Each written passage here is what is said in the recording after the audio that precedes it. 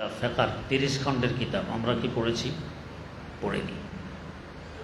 ফাথুল কাদির হেদায়াত সরা পিপিলিকার ডিমের ন্যায় লেখা, যদি হেদায়াতুন নাহুর মতো বড় করে লিখত তাহলে এটা অন্তত 50 খণ্ড হইত। আমরা কি পড়েছি? পড়িনি। আল বাহরুর রায়েক 9 খণ্ডের কিতাব আমরা কি পড়েছি? পড়িনি। তাবিয়ুনুল হাকায়েক 6 খণ্ডের কিতাব আমরা কি পড়েছি? পড়িনি। আল বেনায়া ইমাম বদরুদ্দিন আইনি রহমতুল্লাহ আলাইহি লিখিত হেদায়ার সরা 12 খণ্ডের কিতাব আমরা কি পড়েছি? পড়িনি। ফতাওয়ায়ে শামি 12 খণ্ডের কিতাব আমরা কি পড়েছি? পড়িনি। বাদায়েউস সানায়ে 11 খণ্ডের কিতাব আমরা কি পড়েছি? পড়িনি। তাহলে ফেকাও তো পড়ি নেই, ফেকার এলেম আসলে কই থেকে? আসে নেই। আসেন ফতুয়ার দিকে। ফতুয়ার কিতাব আমরা কয়টা পড়েছি? ফতাওয়ায়ে আলমগীরি 12 খণ্ডের কিতাব আমরা কি পড়েছি? পড়িনি। ফতাওয়ায়ে তাতার খানিয়া 25 খণ্ডের কিতাব আমরা কি পড়েছি? পড়িনি। ফতাওয়ায়ে বোরহানি 20 খণ্ডের কিতাব আমরা কি পড়েছি? পড়িনি। ফতাওয়ায়ে কাজী খান পড়েছি? পড়িনি। ফতাওয়ায়ে বাজ্জাজিয়া পড়েছি? পড়িনি। তাহলে ফতুয়ার আলেম তো আসেনি। আচ্ছা আসেন তারিখ আর ইতিহাস। ইতিহাসের এক কিতাব তারিখে তবরি 20 খণ্ডের কিতাব আমরা পড়েছি? পড়িনি। হাফেজ এমাদুদ্দিন ইবনে কাসির রহমতুল্লাহ আলাইহির সংকলিত তারিখের কিতাব আল বেদায়া ওয়ান নেহায়া 14 খণ্ডে ছেপেছে, ছোট ছোট লেখা আমরা কি পড়েছি? পড়িনি। তো তারিখের এলেমও তো আমাদের কাছে আসেনি। আসেন এলমে তাজবিদ। তাজবিদের কিতাব বেশি থেকে বেশি পড়লে নুরানি বিভাগে মুখস্থ, অথবা নুজহাতুল কারি, আরও একটু বেশি পড়লে জামালুল কোরআন বা শেষ আত্মপড়ি। আমি যখন দারুল উলুম করাচিতে ছিলাম তখনকার সময়ে লাইব্রেরিতে কিতাবের সংখ্যা ছিল 1 লক্ষেরও বেশি। এরপরেও আল আসবা ওয়ান নাজায়ের আপনাদের কামেলের পরে ফেকা বিভাগে পড়ানো হয়, সিলেবাসভুক্ত। এই কিতাবের সরা আমাকে লিখতে হয়েছে। এই সরা লেখার জন্য এই কুতুবখানা লাইব্রেরিও যথেষ্ট ছিল না, আরও বিভিন্ন জায়গায় আমাকে সফর করতে হয়েছে কিতাবের সরা লেখার সময়। তো যাই হোক, এই 1 লক্ষের উপরে কিতাব দারুল উলুম করাচি। সৌদিয়ার এক শায়েখ দেখতে আসলেন, দেখে টেকে যাওয়ার পথে বলতেছেন আমাদের লাইব্রেরির শুধু তাজবিদের শাখায় এর থেকেও বেশি কিতাব আছে। 1 লক্ষের উপর কিতাব এখানে, উনি বলতেছে শুধু তাজবিদ শাখায় এর থেকে বেশি কিতাব আছে, অন্য শাখা তো পরে কথা। তাহলে তাজবিদে এলেম কি আমাদের কাছে আসছে? আসেনি। যারা একটু তাজবিদ জানেন, তাজবিদের কিছু আছে মাখরাজ, কিছু আছে সিফত। যেমন একটি সিফত আছে হামস। এই হামস সিফত কীভাবে আদায় করতে হয়? হামসের অক্ষরকে সাকিন দিয়ে তার ডানে হামদায় জবর দিয়ে পড়ার সময় নিঃশ্বাস এবং আওয়াজ জারি থাকবে। এটা হলো হামস আদায় করার নিয়ম। যেমন আস, আওয়াজ নিঃশ্বাস জারি আছে। আস সার, আস সোয়াল নিঃশ্বাস জারি, এটা হলো হামসের সিফত। কিন্তু হামসের অক্ষরের মধ্যে কাফও আছে, তাও আছে। হামসের অক্ষর হলো ফাহাসাহু শাকসুন সাকাত, কিন্তু আপ নিঃশ্বাসও জারি নেই, আওয়াজও জারি নেই। আত তাব্বাত আওয়াজও জারি নেই, নিঃশ্বাসও জারি নেই। এটা হামস কীভাবে হইল? হয়তো এই 2 অক্ষর হামসের অন্তর্ভুক্ত নয়, অথবা হামসের যে তারিফ আর সংজ্ঞা আমরা পড়েছি এটা ঠিক নয়, দুটার একটা। কত কারি সাহেবকে দেশে বিদেশে আমি প্রশ্ন করছি, শুধুমাত্র একজন থেকে উত্তর পেয়েছি। আমার বাচ্চার বড় মামা থাকে কাতার, ওনার থেকে উত্তর পেয়েছি, এই ছাড়া আর কারো কাছে উত্তর পাইনি। তার মানে তাজবিদের এলেম তো আমাদের কাছে আসেনি। তাইলে কিতাবুল্লাহর মাধ্যমে যে আমি হেদায়েত পাবো, আত্মাকে বিশুদ্ধ করব, আল্লাহ পর্যন্ত পৌঁছবো, কিতাবুল্লাহ আছে আমার কাছে? নাই তো। তাফসির বললাম পড়িনি, হাদিস বললাম পড়িনি, ফেকা বললাম পড়িনি, তারিখ বললাম পড়িনি, তাজবিদ বললাম পড়িনি, আর তাসাউফের তো একটাও পড়িনি, মোটাও পড়িনি। তাহলে বলেন তো আমার কাছে এলেম কোত্থেকে আসলো? এলেম তো নেই। এরপরও তো আশ্চর্য লাগে, আমরা বলি কি যে আমার বংশে একমাত্র আমি আলেম, বলি কি না? আমরা আলেমরা মিলে এই কাজটি করেছি।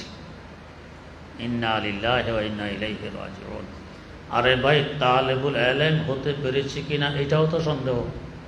আলেম হওয়া তো অনেক বড় কথা।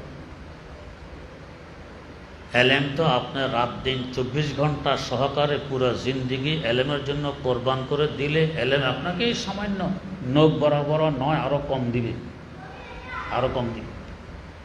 আমি আমার সকাল থেকে নিয়ে সন্ধ্যা থেকে সকাল, এই 24 ঘন্টা হিসাব করলে এলেমের পিছনে কতটুকু সময় দেই? আমার গল্প গুজবের পিছনের সময়, মোবাইলের পিছনের সময়, ঘোরাঘুরির পিছনের সময়, অলস পড়ে থাকা পিছনের সময়, এই সময়গুলো সব যোগ দিলে আর এলেমের সময়গুলো যোগ দিলে বলেন তো কোন দিকের যোগফল বড় হবে? এলেমের বাইরে যে সময়টা আছে ওইটা যোগফল বড় হবে। তা আমার কাছে এলেম আসবে কীভাবে? তাহলে কিভাবে আমি এই বলি যে আমার বংশে একমাত্র আমি আলেম, আমরা আলেমরা অমক কাজ করেছি? কিভাবে সম্ভব? তালেবে আলেমও তো হইতে পারিনি। কারণ তালেবে আলেম কাকে বলে? তালেব তো এসমায় ফাইলের সিগা, কর্তাবাচক শব্দ। এসমায় ফাইলের সিগা ব্যবহার কখন বৈধ হয়? যখন ফেল পাওয়া যায় তখনই। যখন এখন আমরা সবাই বসা আছি, আমাদেরকে বলবে জালেস কিংবা কায়েদ, এটা বলা বৈধ। আমাদের এখন কায়েম বলা কি বৈধ হবে? মিথ্যা হবে না? হ্যাঁ, যখন দাঁড়াই যাব তখন বলতে হবে কায়েম, তখন জালেস কিংবা কায়েদ বলা বৈধ হবে না, বললে মিথ্যা হবে। তাহলে আমি যে তালেব এলেমের, এই 24 ঘন্টা তলব থাকতে হবে। তলব আর অন্বেষণ থাকলেই তো আমি তালেব। তলব নেই, অন্বেষণ নেই, তো তালেব এটা মিথ্যা কথা নয়। তাহলে তালেবুল এলেম দাবি করি, মানুষও মনে করে এবং বলে, কিন্তু আমি যদি যোগ দেই এলেম অন্বেষণের পিছনে সময় কি পরিমাণ আর বাইরের সময় কি পরিমাণ, বাইরের সময়টা বেশি হবে, তাহলে তালেব কিভাবে হইলেন? তালেব তো হইনি। তো তালেবুল এলেমে হইতে পারেনি আর দাবি করি আমি আলেম। আল্লাহ ক্ষমা করুন। তাহলে এই যে এখন হিসাব দিলাম, তাফসির বলেন, হাদিস বলেন, ফিকহ বলেন, তারিখ বলেন, তাজবিদ বলেন, তাসাবুফ বলেন, কোন এলেমটা আমার কাছে এসেছে? বলতে গেলে কিছুই আসেনি। বরং এলেমের যে বিশাল সাগর সামনে, সেটা বোঝার মতো যোগ্যতা আমার মধ্যে আসেনি। আমরা তো পরের কথা। আমাদের মুরব্বীদের মুরব্বী শাইখুল হিন্দ আল্লামা মাহমুদ হাসান দেওবন্দি রহমতুল্লাহ আলাইহি, হাকিমুল উম্মত মুজাদ্দিদুল মিল্লত হযরত শাহ আশরাফ আলী থানভী रहमतुल्लाह अलैह बोलें कि लोग इन पर जुल्म करते हैं कि इन्हें शाइखुल हिंद कहते हैं। हकीकत तो ये है कि ये शाइखुल आलम थे। মানুষ তার উপরে জুলুম করে শুধু হিন্দুস্তানের মুরব্বী বলে, বাস্তবতা তো হলো তিনি পুরা দুনিয়ার মুরব্বী ছিলেন। এত বড় মানুষ যখন তাকে শাইখুল হিন্দ বলে মানুষ স্মরণ করে, তখন বলতেছেন अब पता चला कि मैं कितना बड़ा जाहिल हूँ। এখন আমার অনুভব হইল যে আমি কত বড় মূর্খ। যে জীবনে সাগর দেখেনি সে বড় দিকে দেখতে তো মনে করে যে আমার থেকে এই পানির অনেক বড় কিছু আর দেখেনি। আমি সর্বপ্রথম সাগর দেখার পরে কি দেখলাম আগে। তো এলেমের যে একটা সাগর সামনে রয়ে গেছে, না দেখলে তো মনে করবো আমি কত বড় আলেম, আর ওইটা দেখলে তখন বুঝে আসবে আমি কত বড় জাহেল। আমি যখন দারুল উলুম করাচি থেকে তাখাসুস ফিল ফিকহ ওয়াল ইফতা করে দেশে আসলাম, আমার এক সাথী জামিয়া রহমানিয়ার ওস্তাদ ছিলেন মাওলানা গোলাম মাওলা। জিজ্ঞেস করলেন, ভাই 5 বছর লেখাপড়া করছো, আমরা তো করিনি, কি ফায়দা হয়েছে বলো তো? তো বললাম যে দাওরা হাদিস শেষ করার পর মনে করতাম আমি আলেম, এখন মনে করি আমি জাহেল, ফায়দা এতটুকু হয়েছে। দাওরা হাদিস পড়ার পরে মনে করতাম আমি আলেম, এখন বুঝতেছি আমি জাহেল, ফায়দা এতটুকু হয়েছে। আমাদের সাথে এক সাথী পাঠান কয়েক বছর মাদ্রাসায় পড়াইয়া তো আসছে একটা পড়তে। তো বেচারা বলল, আমার মাদ্রাসাতে আমি প্রসিদ্ধতম ওস্তাদ, ছাত্রদের মুখে মুখে আনি যে আমার এলেম বড় গভীর, কি প্রশংসা আমার।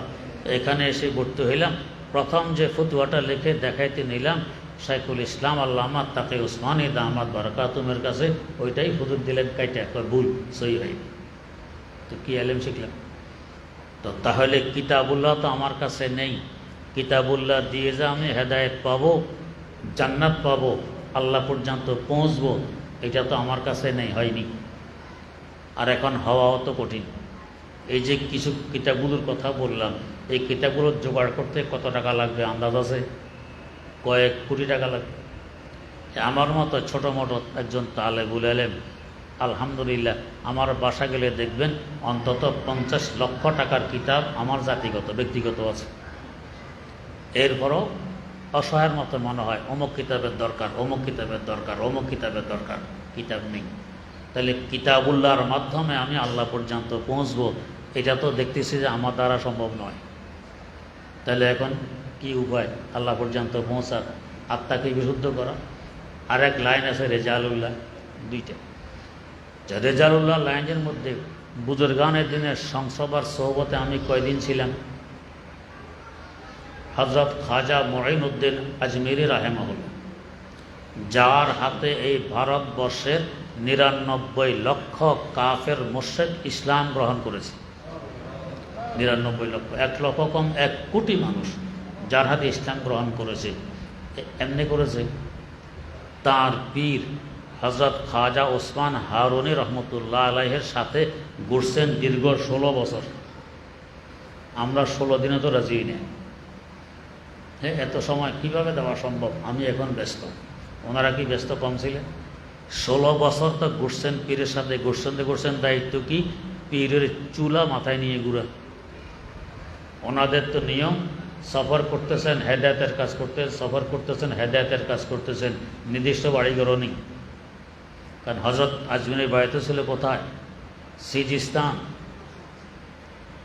রাশিয়াতে পড়ছে, এত দূরেই। কিন্তু কবর কোথায়?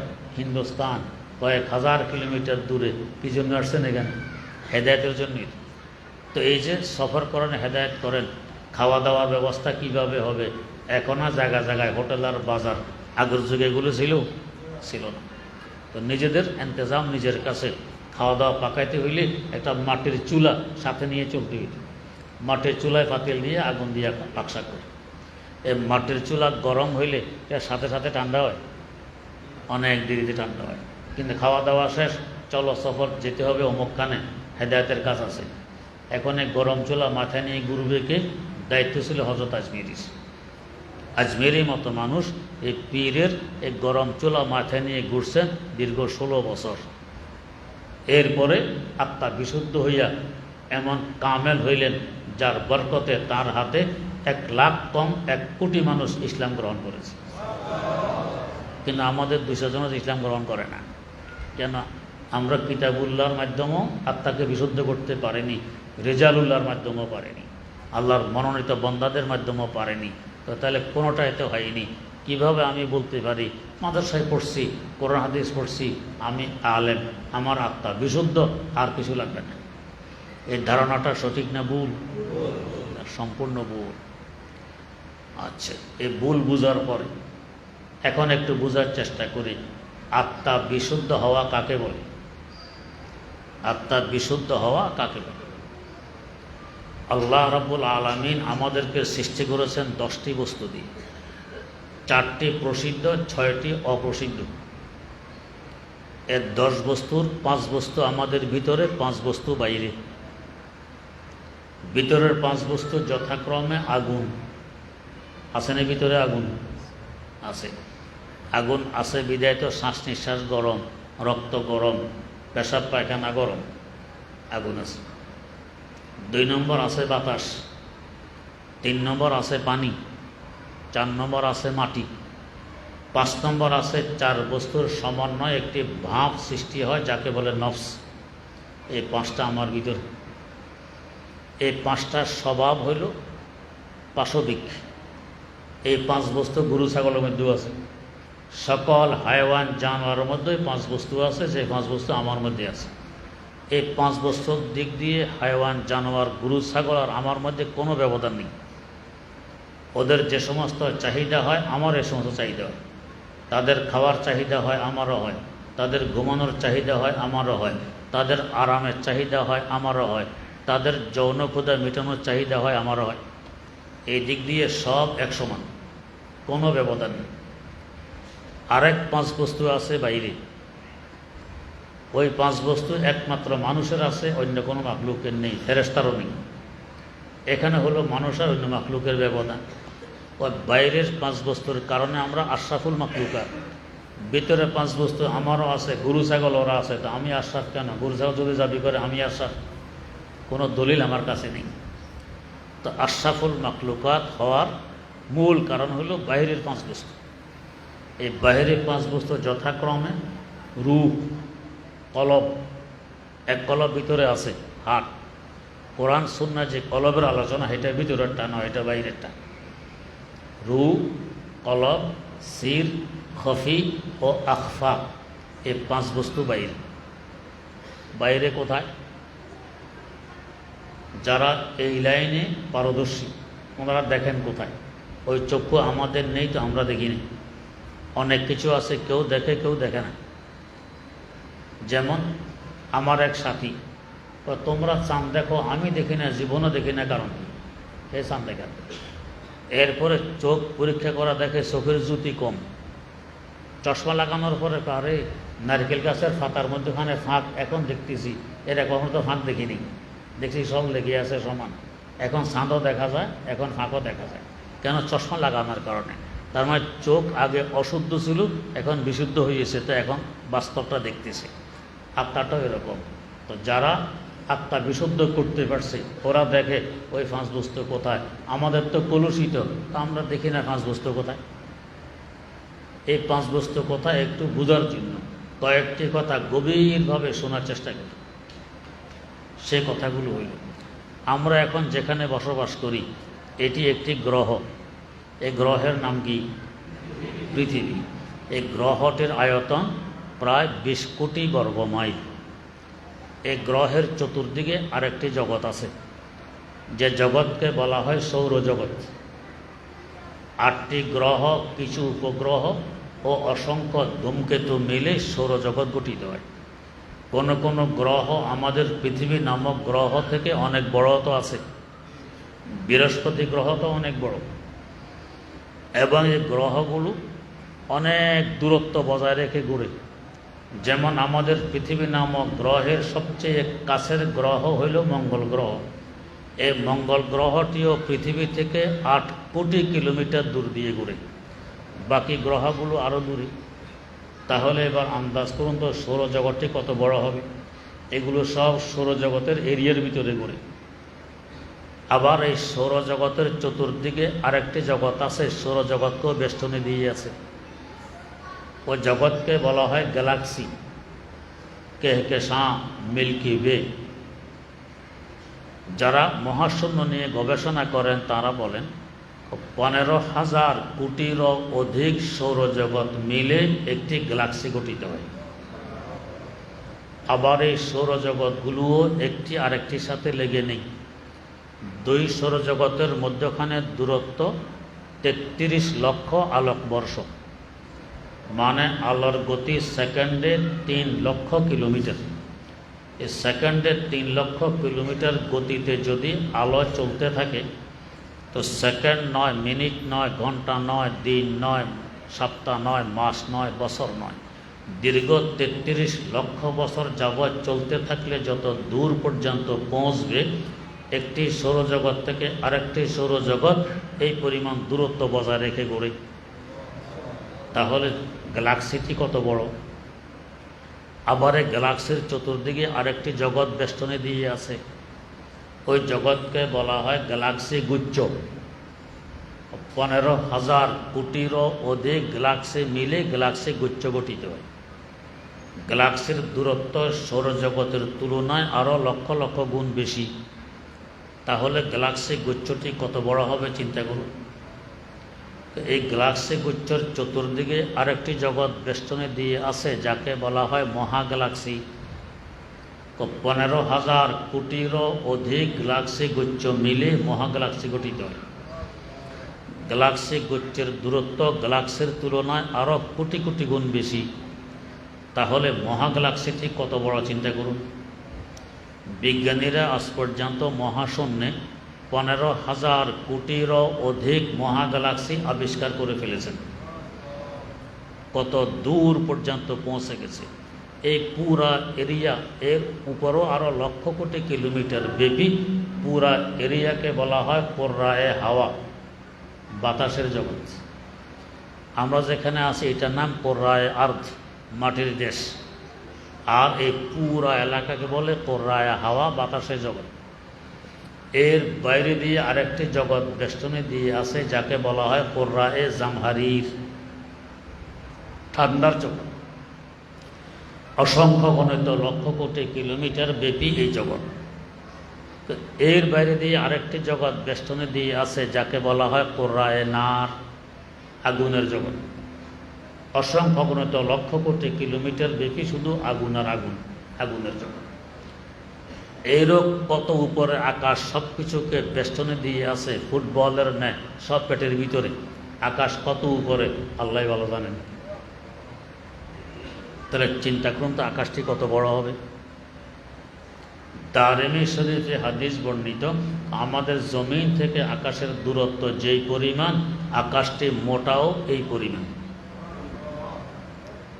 এত মোটা আকাশ ভেঙে পড়ার সম্ভাবনা আছে। আল্লামা আত্মার তাই বলে গেছেন, জমিনে খুশকর রুইয়া না গেয়া আসে মারা বেসতো দারা দেনেগা, আসে মারা বেসতো দারা দেনেগা।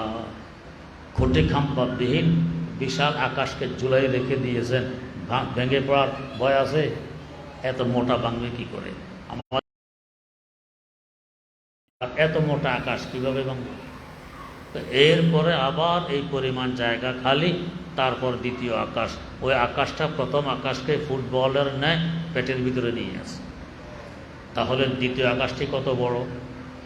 প্রথম আকাশকে দ্বিতীয় আকাশের সামনে তুলনা করলে একটি ধূলিকণার কোটি কোটি ভাগের এক ভাগও মনে হবে না, এত বড়।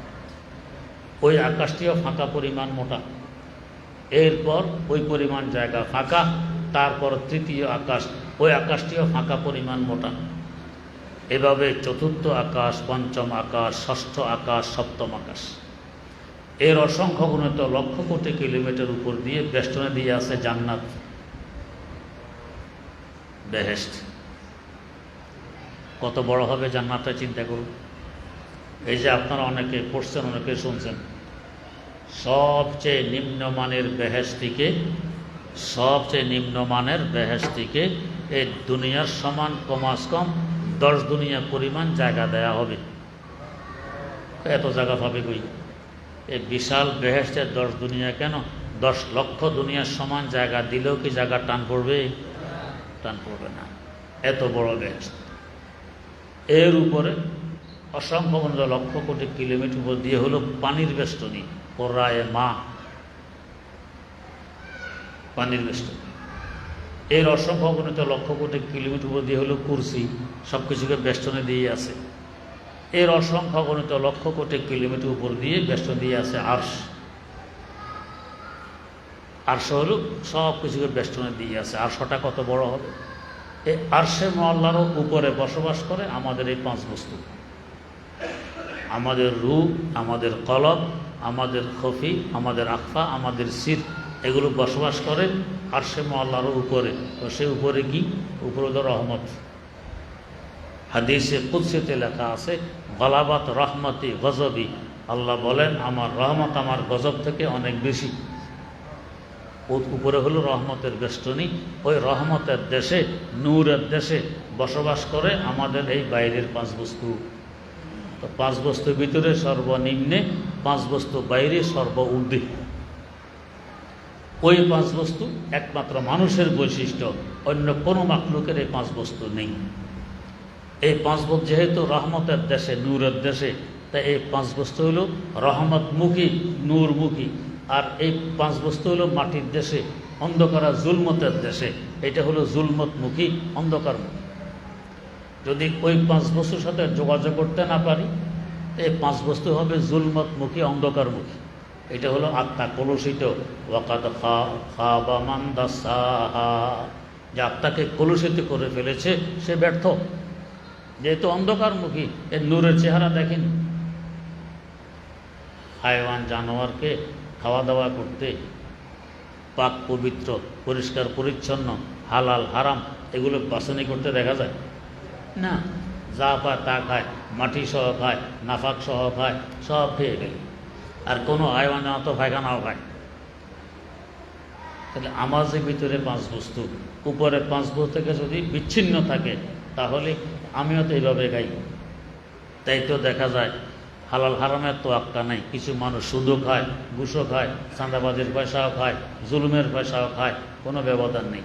পাপ নাপাকির কোনো বলাই নেই, ডিলাকুলুবের কোনো বলাই নেই। দাঁড়াইয়া পেশাব করে দিল, সেটা পড়তেছে প্যান্টে, আবার পানি খরচ করা নেই, প্যান্টে বুতাম লাগাই দিল, চলতেছে। তা গরু ছাগল আর এই লোকটার মধ্যে কি ব্যবধান? আত্মা তো কলুষিত, অন্ধকারমুখী, সেটা কিছুই মনে করবে না। পেশা অন্ধকারমুখী, সূর্য উঠলে চোখ বন্ধ করে থাকে, সূর্য আলো সে দেখবে না। চোখ বন্ধ করলে অন্ধকার দেখা যায় না, আলো দেখা যায়? অন্ধকার। তো সে থাকবে অন্ধকার, এটা তার নেচার। তো যার আত্মা কলুষিত, সে তো অন্ধকারমুখী, তার নেচার। সে আলোর দুশ্মন, সে কোরআন হাদিসের দুশ্মনী করবে, মাদ্রাসার দুশ্মনী করবে, মসজিদের দুশ্মনী করবে, আলেম ওলামার দুশ্মনী করবে। কেন? সে তো অন্ধকারমুখী, দুশ্মনী তো সে করবেই। এটা তার স্বভাবে পরিণত হয়ে গেছে। কেন? আত্মা কলুষিত। আর যদি ওই 5 বস্তুর সাথে আমি এই ভিতরের 5 বস্তুকে যোগাযোগ করাই দিয়ে দেবেন, ওইখানে নূর, ওইখানের আলো, ওইখানে রহমত এখানে এসে প্রভাব বিস্তার করবে। বিদায় এই 5 বস্তু হবে আলোমুখী। এটা হলো আত্মা বিশুদ্ধ। কাদ আফলাহা মান যাক্কাহা। এখন এ হলো কামিয়াব। কেন?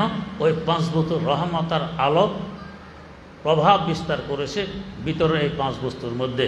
এটাও এখন রহমত আলা, এটা হয়ে গেছে আলোওয়ালা, এটা হয়ে গেছে নূরওয়ালা।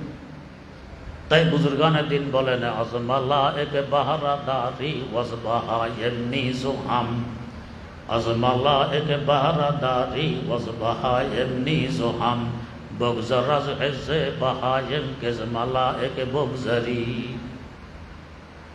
যদি ওই 5 বস্তুর সাথে যোগাযোগ করতে না পারো, আত্মা কলুষিত, তো হায়ওয়ান জানোয়ার থেকেও তুমি হবে আরো নিকৃষ্ট। কেন? আশরাফুল মাখলুকাত তো আমরা। ভালো ভালো জিনিস খারাপ হইলে বেশি খারাপ হয়, খারাপ জিনিস খারাপ হলে এত খারাপ হয় না। গরু ছাগল বুসি খায়, খের খায়, ঘাস খায়, দামি জিনিস না, কম দামি জিনিস। আমরা বিরিয়ানি, কাচ্চি, পোলাও, কোরমা, কালিয়া, কোপ্তা, কি দামি দামি জিনিস আমরা খাই। ওরা কম দামি জিনিস খায়, তাদের পেটে গিয়ে নষ্ট হওয়ার পর বেরিয়ে আসে, এটাকে আমরা বলি গোবর। হাতে ধরে খেত খামারে ব্যবহার করি, গাছের গোড়ায় ব্যবহার করি, রোদ্রে শুকিয়ে ভাত তরকারিও পাকাই। আর আমরা এত দামি খাবার খাওয়ার পর নষ্ট হয়ে যখন বেরিয়ে আসে, এটার নাম কি? পায়খানা। কিন্তু গ্রাম দেশে কয় গু। হ্যাঁ, এটা গু। বলতেও শরম লাগে, ওইদিকে তাকানোও যায় না, গন্ধ শোনা যায় না, এত খারাপ। যদি 1 প্লেট নিয়ে যান যে ভাই এটা গতকালকে 1000 টাকা মূল্য ছিল, আজকে 1000 লাগবে না, 50 টাকা দিলে হবে, নিবে কেউ? এটা নিবে না। তো গোবর তো বিক্রি হয়, আপনারটা বিক্রি হবে না। কেন এত নষ্ট? বেশি ভালো ছিল তাই নষ্ট হয়ে গেছে, বেশি নষ্ট।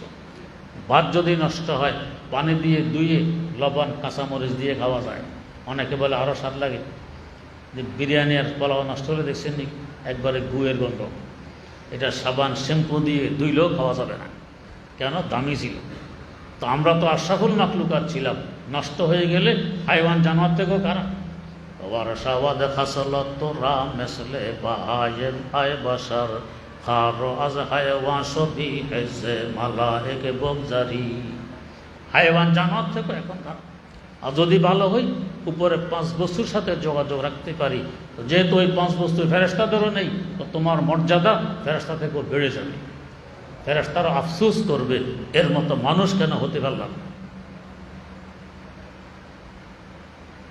এখন উপরে 5 বছর যোগাযোগ করবো কিভাবে যে এত উপরে, আমি এত নিচে? সূর্য কি কাছে দাঁড়ায় না দূরে? দূরে। 9,30,00,000 মাইল দূরে। এ ছাদের নিচে তো সূর্যের রৌদ্র আসে না, কিন্তু একখানা আয়না যদি সূর্যের মুখোমুখি করে তার ফোকাস এই ছাদের নিচে আনতে চান, সম্ভব কি না? সম্ভব। ফোকাস এখানে এসে পড়বে। আকাশের সূর্যের দিকে তাকানো যায় না, আয়নার ভিতরে সূর্যের দিকে কি তাকানো যায়? এটাও তাকানো যায় না, একই প্রভাব। আচ্ছা, এই আয়নার ফোকাসের সাথে আর একখানা আয়না মুখোমুখি করলে ফোকাস আরও দূরে নেওয়া যাবে কি না? যাবে। এভাবে শত সহস্র আয়নার মাধ্যমে শত সহস্র কিলোমিটার দূর পর্যন্ত নেওয়া যাবে কি না? যাবে। তাহলে এত উপরের সূর্যের ফোকাস যদি আমি আয়নার মাধ্যমে শত সহস্র কিলোমিটার দূরে নিতে পারি, তো আরশে মুআল্লারও উপরের ওই 5 বস্তুর আলো এবং রহমত এই ধরনের আয়নার মাধ্যমে আমার এই 5 বস্তু পর্যন্ত কেন পৌঁছে দিতে পারবো না? ওইটা পৌঁছানোর জন্য আল্লাহ পাক আয়না দিয়েছেন কি?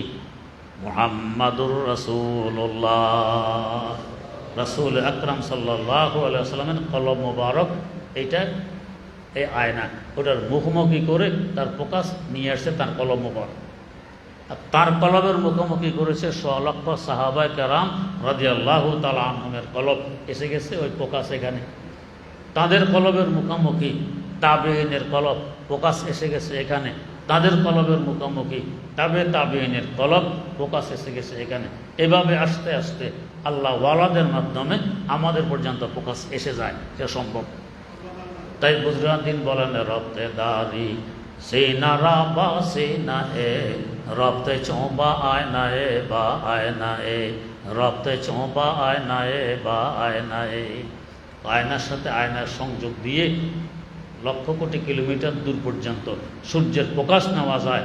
কলবের সাথে কলবের মিল দিয়েও লক্ষ কোটি কিলোমিটার দূর পর্যন্ত আরশে মাওলার উপর রহমত আর নূর নিচে আনা যায়। এর থেকে বোঝা গেছে রেজালুল্লাহর সংসব আবশ্যক। এই জন্য তো আল্লাহ পাক ওয়াকুনু মা'আস সাদিকিন, আমরের সিগা, কর্তাবাচক শব্দ, যে সত্যবাদীদের সংসব আর সান্নিধ্যে থাকো, এতে করে ওই উপরের নূর তোমার এই 5 বস্তুকে নূরানি বানাই দিবে। ওয়াকুনু মা'আস সাদিকিন। যদি এটা দরকার না হইতো, দপ করে কোরআন শরীফ ফেলে দিলে চলতো, কিন্তু আগে পড়াচ্ছেন রেজালুল্লাহ, নবী আগে, কিতাবুল্লাহ এর পরে। আগে রেজাল, তারপরে কিতাব, এই দুটাকে সাথে নিতে হবে। রেজালুল্লাহ দিয়েও শুধু চলবে না, কিতাবুল্লাহ দিয়েও চলবে না। দুটার সাথে রেখে চললে আমার কলব বিশুদ্ধ হবে, তখন হব আমি সফল কাম, কাদ আফলাহা মান যাক্কাহা। আর যদি কিতাবুল্লাহ তো নাই, যা বললাম পারলাম না, রেজালুল্লাহ নাই, দরকার মনে করি না, তাহলে কাদ খাবা মান দাস্সাহা, আমার আত্মা এখন অশুদ্ধ, বিশুদ্ধ হয়নি, আমি ব্যর্থ। এই ব্যর্থ জীবন নিয়ে যাব দুনিয়া থেকে? না, বরং কামিয়াব আর সফলতা নিয়ে যাওয়া চাই, এটা সকলের চাহিদা হওয়া চাই। তাই কিতাবুল্লাহ যথাসাধ্য ধরে রাখার চেষ্টা, রেজালুল্লাহর সংসবও যথাসাধ্য তাদের সংসবে থাকার চেষ্টা। ইনশাআল্লাহ দেখবেন আত্মা বিশুদ্ধ হবে। তো বুঝবো কীভাবে বিশুদ্ধ হইল কি হইল না? আগে গান শুনতে ভালো লাগতো, এখন তেলাওয়াত শুনতে ভালো লাগে। আগে গান গাইতে ভালো লাগতো, এখন তেলাওয়াত করতে ভালো লাগে। আগে সিনেমা হলে ঢুকতে ভালো লাগতো, এখন মসজিদে ঢুকতে ভালো লাগে। আগে আলেম ওলামাকে দেখতে ভালো লাগতো না, এখন দেখতে মজা লাগে, আরও ভালো লাগে। বুজুর্গানের দিনের কাহিনীকে আগে তুচ্ছ মনে করতাম, এখন শুনতে মজা লাগে, ভালো লাগে। তাহলে বুঝবো আমার আত্মা বিশুদ্ধ হয়েছে। আল্লাহ রাব্বুল আলামিন আমাদেরকে তৌফিক দান করুন। সুবহানাল্লাহি ওয়া বিহামদিহি, সুবহানাকাল্লাহুম্মা ওয়া বিহামদিক, আশহাদু